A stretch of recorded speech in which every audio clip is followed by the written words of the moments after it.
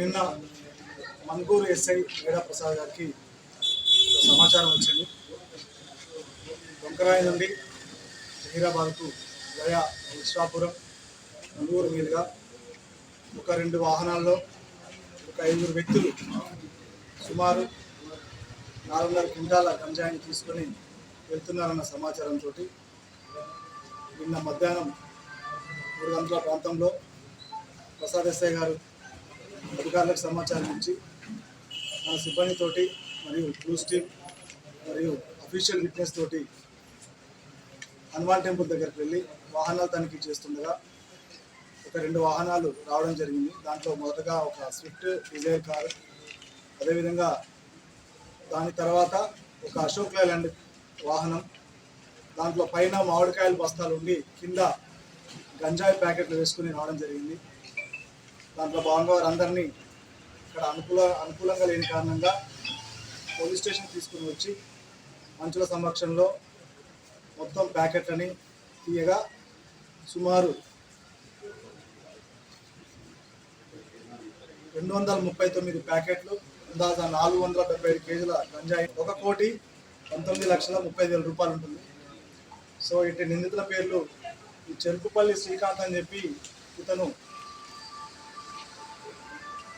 ఇంతకుముందు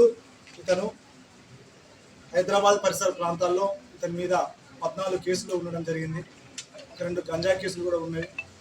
ఇతను జహీరాబాద్కి సంబంధించి అర్జున్ మరియు కిరణ్ వీరిద్దరు కూడా అతనికి హైదరాబాద్ జైల్లో పరిచయం. వీరందరూ కలిసి గంజాయిని పెద్ద మొత్తంలో జహీరాబాద్ మరియు పరిసర ప్రాంతాలలో అమ్ముదామని,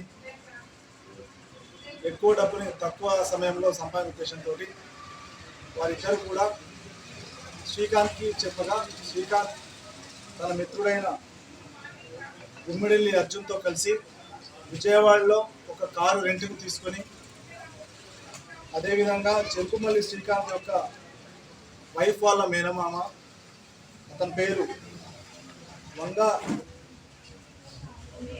ఎజ్జు సుజన్, ఈ సుజన్కి చెప్పి అతను ఒక ఆటో అశోక్ లేలాండ్ వెహికల్ని కిరాయికి మాట్లాడమని చెప్పడం జరిగింది.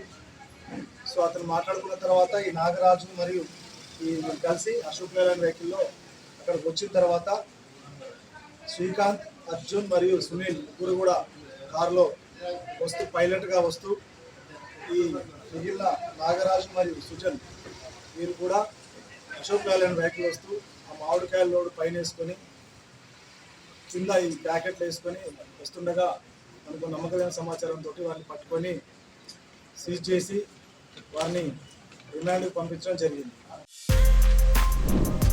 For more videos like this, subscribe Big TV channel.